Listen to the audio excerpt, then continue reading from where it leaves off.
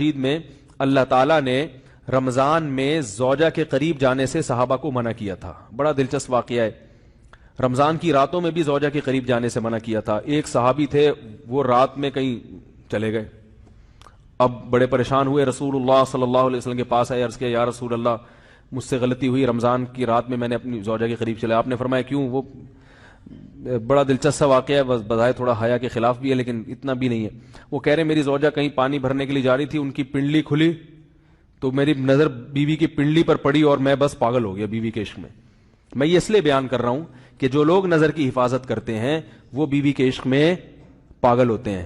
جو دن رات انٹرنیٹ پر پنڈلیاں دیکھتے رہتے ہیں انہیں بیوی کی پنڈلی بھی کیا شکل بھی اچھی نہیں لگتی ان کو. بدنظری کا یہ عذاب ہے, وبال ہے کہ جو اللہ نے گھر میں آپ کے لیے بٹھائی ہے وہ آپ کو اچھی نہیں لگے گی.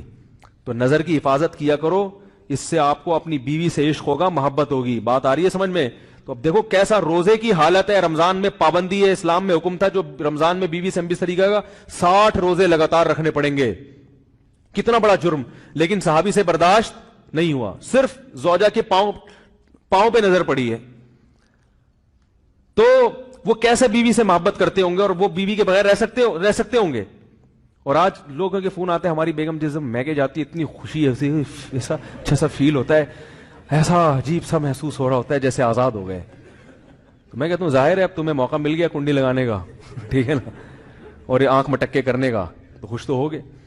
تو یہ بھی ایک عذاب ہے جو لبرل لوگ نے جس عذاب میں ڈالا ہوا ہے نا, اس میں عورت کے حقوق نہیں ہے. عورت کے حقوق نظر کی حفاظت میں اور عورت کے پردہ کرنے میں ہے. جب مرد باہر نکلے گا سب پردے میں ہوں گی تو آئے گا کس کے پاس؟ بیگم کے پاس ہی آئے گا. تو اتنے منہ کالا کرنے کے راستے کھول دیے ہیں تو ظاہر ہے پھر کامیاب ازدواجی زندگی نہیں ہوتی. تو نبی کے پاس آئے, عرض کیا یا رسول اللہ میں برداشت نہیں کر پایا. تو آپ مسکرا دیے.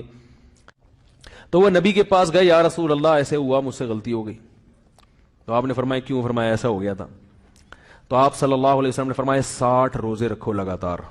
انہوں نے فرمایا ایک کی طاقت نہیں ہے, اس میں یہ ہو گیا 60 بھائی کیسے رکھوں گا, نہیں ہے طاقت 60. آپ نے فرمایا ٹھیک ہے پھر 60 غریبوں کو 2 ٹائم کا کھانا کھلاؤ. فرمایا اس کی بھی طاقت, بولو بھائی, نہیں. اتنے میں ایک صحابی لائے کوئی چیز صدقہ کرنے کے لیے. تو آپ نے فرمایا چلو اصل حکم تو یہی ہے کہ 60 روزے یا پھر 60 غریبوں کو کھانا, وہ نہیں تو چلو فی الحال ان کو تنبیہ کے لیے کچھ ان سے صدقہ کروا لیتا ہوں. فرمایا چلو یہ فلاں خیرات کی ایک چیز لے کر آئے ہیں, تم یہ لے کے غریبوں میں بانٹ دو.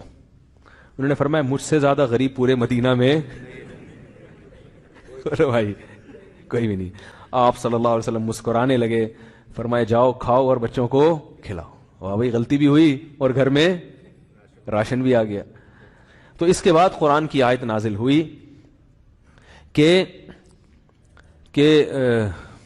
احل لکم لیلۃ الصیام الرفث الی نسائکم ہن لباس لکم وانتم لباس لہن علم اللہ انکم کنتم تختانون انفسکم فتاب علیکم وعفى عنکم فالآن باشروہن وابتغوا ما کتب اللہ لکم.